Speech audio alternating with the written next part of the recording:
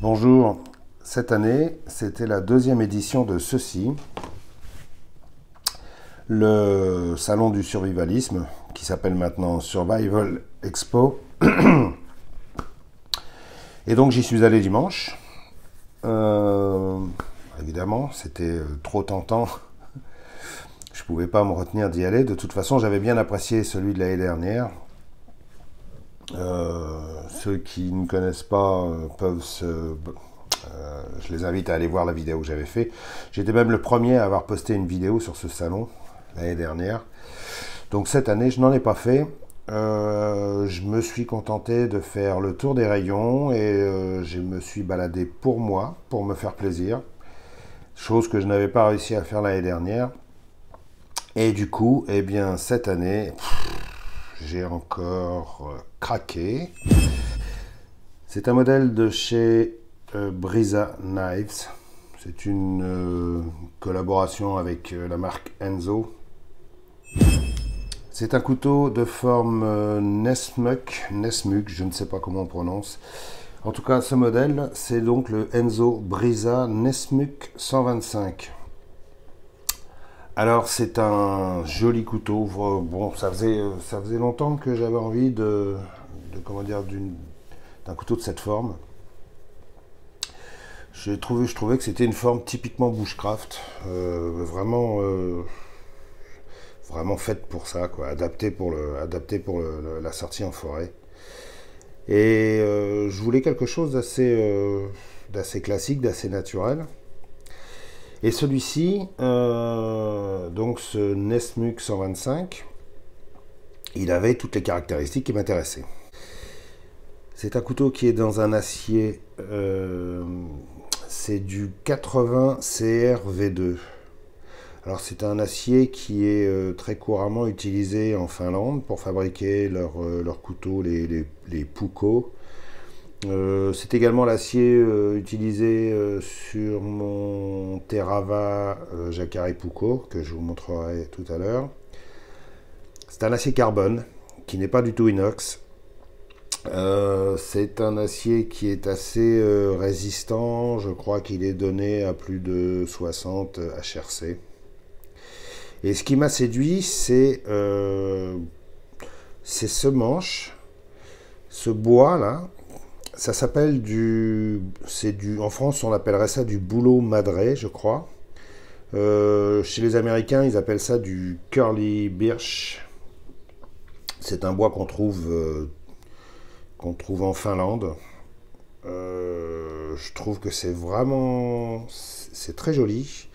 Je ne sais pas si vous pouvez voir toutes les finesses des nervures qui sont à l'intérieur, là, ces petites traces qui sont dans le bois, paraît-il, que c'est parce que les arbres gèlent en hiver. Et ça donne ces motifs assez sympas. J'ai trouvé que ça lui allait bien, ça avait une bonne gueule.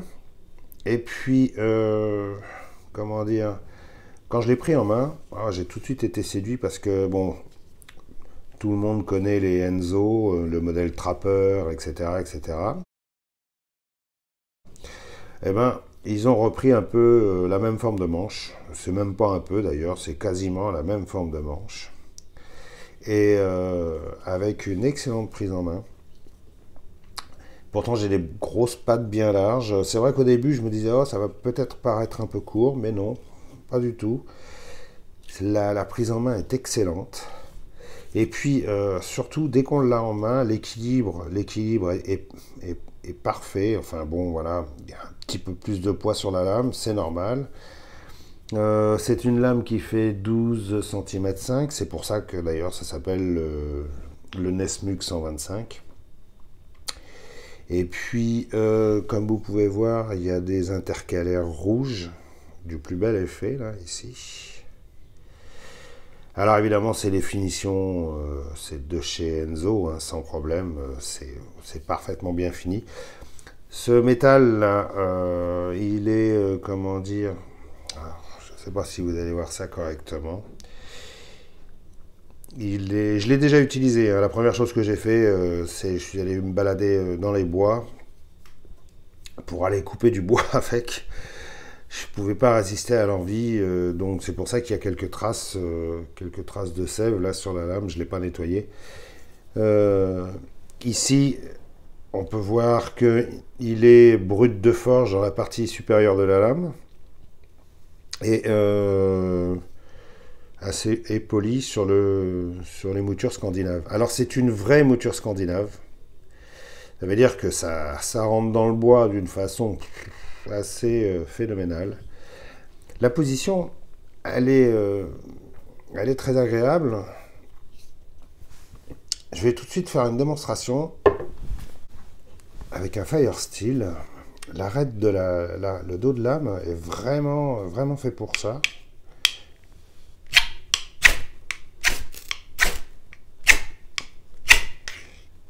C'est vraiment excellent. C'est un Firesteel qui n'a pas servi depuis longtemps, ça.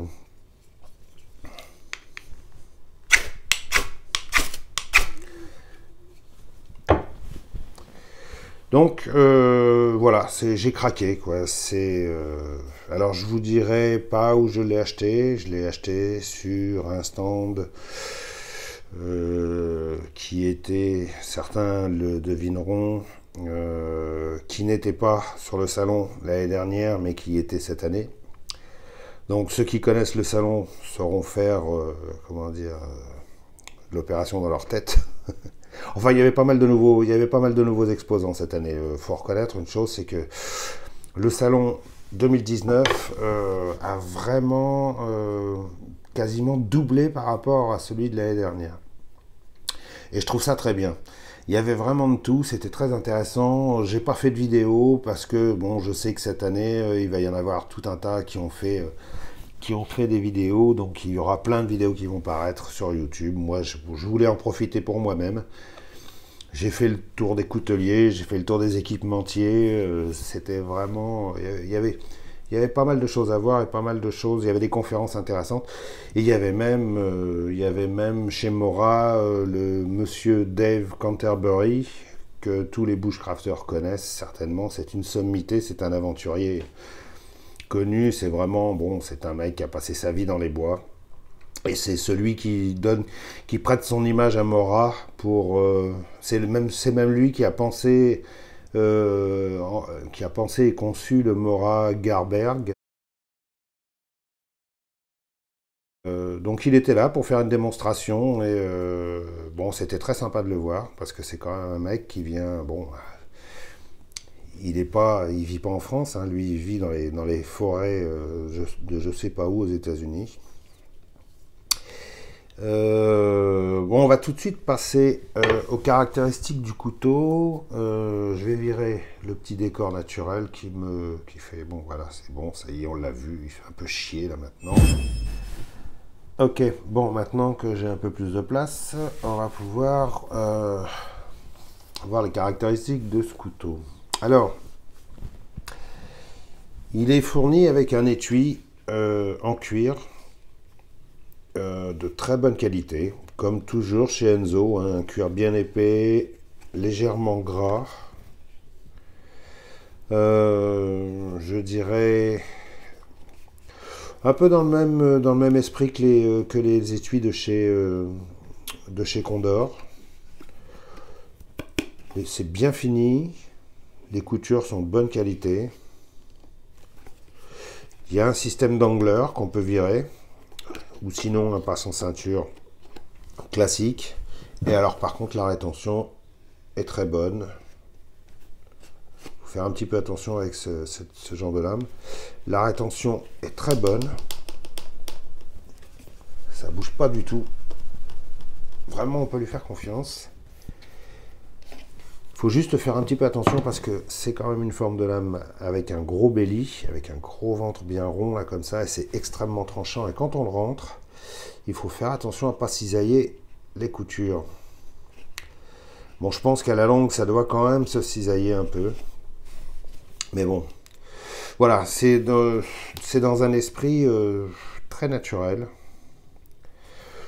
Je dis pas, moi je porte pas souvent mes couteaux à la ceinture, donc forcément c'est pas la solution qui m'intéresse le plus. Mais bon, avec ce genre de couteau, c'est logique d'avoir un étui en cuir comme ça. J'aurais mal vu un Kydex avec un couteau de cette forme et avec d'aussi belles plaquettes de manche. Vraiment, vous pouvez voir les rivets en laiton là. C'est vraiment bien foutu. Les finitions sont nickel. Il n'y a rien qui dépasse. Tout est bien ajusté. Cette lame là avec son côté un petit peu rustique, vous voyez, avec ses traces de forge là. Je l'ai pas encore réaffûté. J'ai coupé pas mal de bois par contre.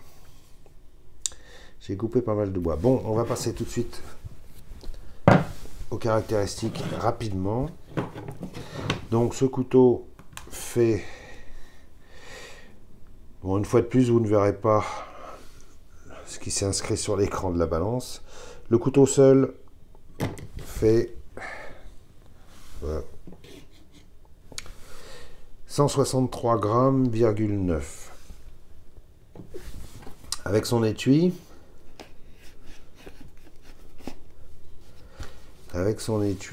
il fait,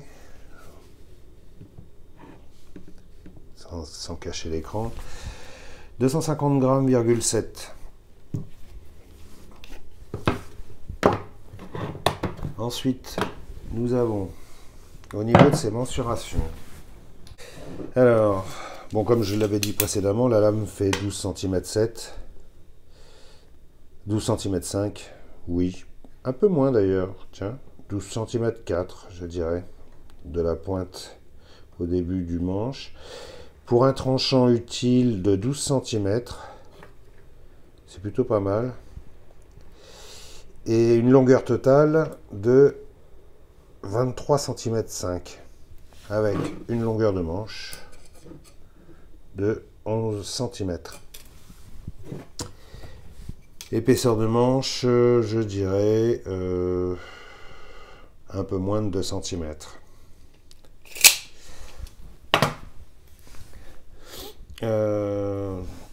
Épaisseur de lame.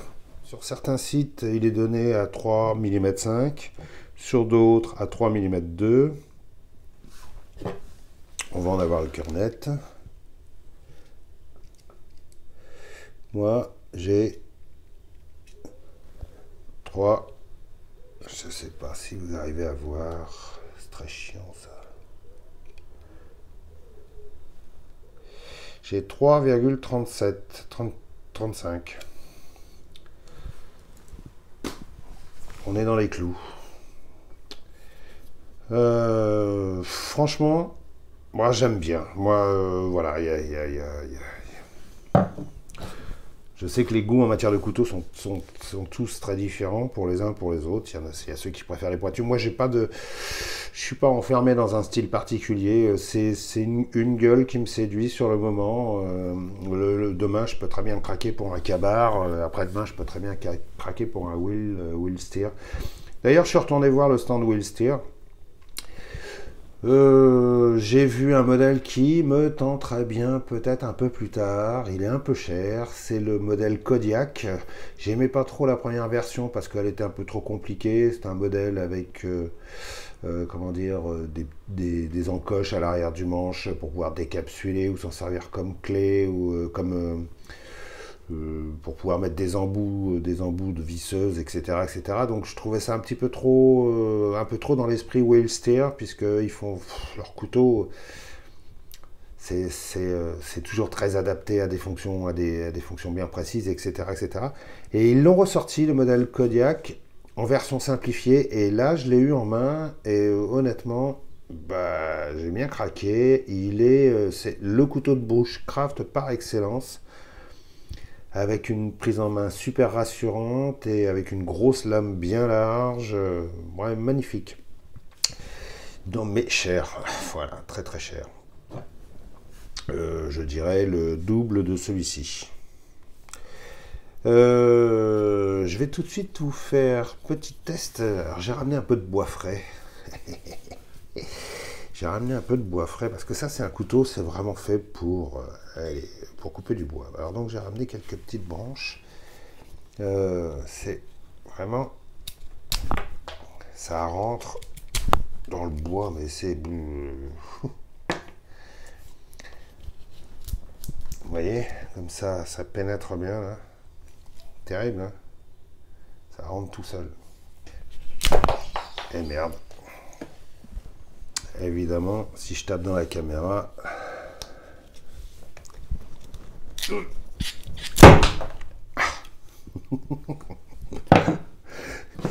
c'est pas le genre de truc qu'on fait dans un appartement, ça. Par contre, je suis sûr qu'en Feather Stick, il est redoutable. De par sa forme,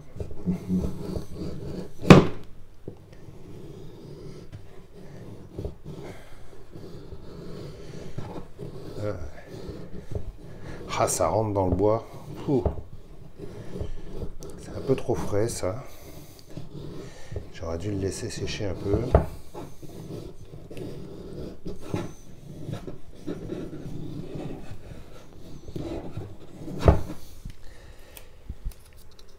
Ça rentre très fort dans le bois, très très fort. Très très très fort.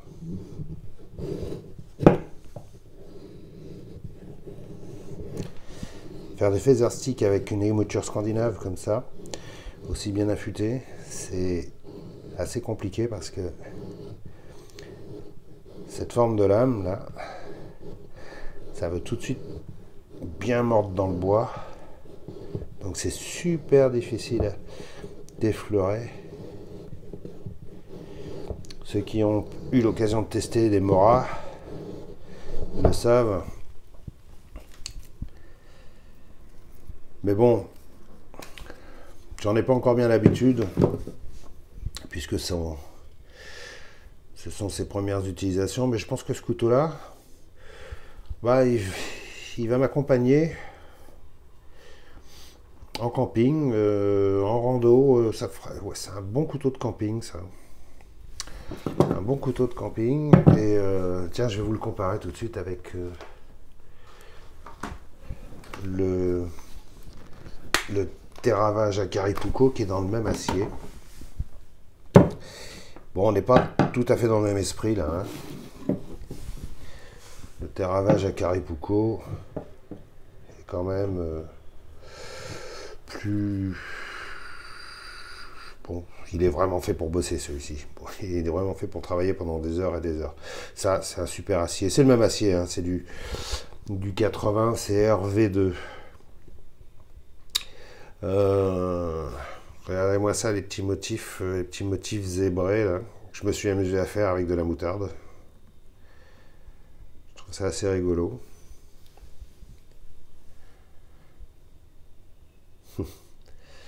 Ça lui donne un petit côté tigré.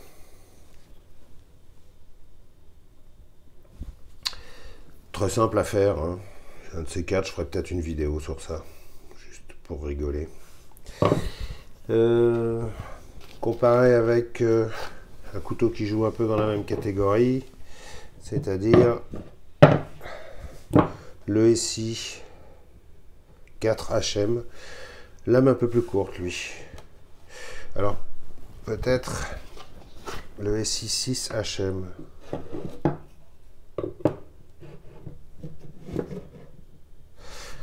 Non. Non, avec 12 cm 5 de lame,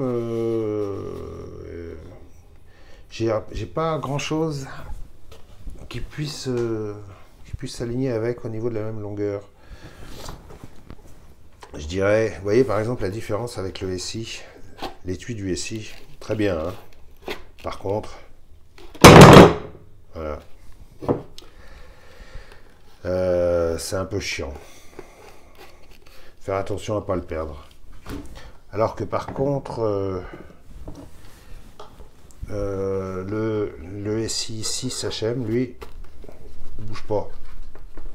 Faut pas trop insister non plus, mais il bouge pas. Le 4HM, en fait, il bougeait pas du tout au début, mais avec le temps, à force de l'utiliser, il a pris un peu de jeu. L'idéal, c'est ça, c'est ce système-là, le système du Terava, avec un insert en plastique à l'intérieur, et un système de sécurité par pression extrêmement bien conçu. Vraiment, c'est ce truc, il est redoutable. Vous pouvez y aller, vous pouvez tirer dessus, ça vient pas. Hein. Vous êtes obligé de faire sauter la pression pour pouvoir l'enlever. C'est carrément, mais vraiment intelligent. Très intelligent. Je vous le conseille vivement, celui-ci. C'est... pour l'instant, je ne saurais pas vous conseiller celui-ci. Il faudra que je le teste pendant plusieurs jours. Mais bon, il me plaît bien. J'aime bien sa gueule. Je trouve qu'il est... il est joli, quoi. J'aime bien cette forme un peu... Oh, c'est un bon... Ça peut être un bon couteau de chasse pour écorcher le gibier. Je pense même à l'origine, il a été conçu pour ça. La pointe, elle n'est pas super fine. Hein. Évidemment, faire un trou, c'est possible, mais c'est pas l'idéal. Je dirais pas que ce soit l'idéal. La pointe est un petit peu trop grosse. Par contre, ouais, certainement, si j'ai comment dire, un cadavre à dépecer, ce qui m'arrive très souvent, hein, je vous rassure tout de suite, chaque semaine j'ai un cadavre à dépecer, donc je pense qu'il fera très très bien l'affaire, celui-ci. Voilà, c'est tout ce que j'ai dit, tout ce que j'ai à dire plutôt. Tiens, si on faisait un petit test sur le papier, oui, on va pas faire des étincelles sur ce papier-là parce que je trouvais que le... Ah si. Ah oui. Ah bah oui. Et pourtant j'ai coupé pas mal de bois. Hein. Super cet acier.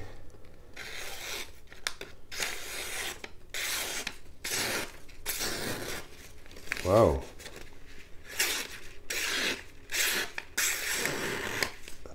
Là je suis bluffé. Je m'y attendais pas. Franchement je m'y attendais pas. Ouais, je pourrais même me raser les poils. Eh ben dis donc mon gars. Ouais, moi ça rentre.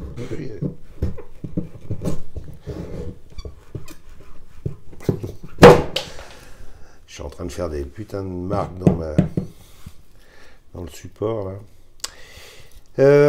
Voilà. Voilà les copains. C'était donc le Enzo Brisa Nesmuk 125 en acier 80 CRV2 et son manche en curly birch ou bouleau madré, enfin je sais pas, les puristes. Alors il y a différentes appellations, bouleau madré ou alors je sais plus comment, bouleau ah, j'ai oublié, tiens, oh, il faudra que je le marquerai en bas. Bouleau marbré, ouais, marbré. Enfin en tout cas, je trouve ça très joli, vraiment très très joli. Est-ce que c'est solide? Je sais pas. Je pense pas que ce soit le genre de bois sur lequel on doit taper comme un malade. C'est pas aussi solide que du micarta ou du G10, c'est clair, mais c'est tellement... il y a tellement plus de charme, quoi. Voilà. C'était mon côté rustique. Je vous souhaite eh bien, plein de choses, comme d'habitude. Et puis voilà, n'oubliez pas, il fait beau maintenant, profitez de la nature. Sortez, sortez, allez vous amuser. Et puis restez affûtés, n'oubliez pas vos pansements. Et puis voilà, à bientôt.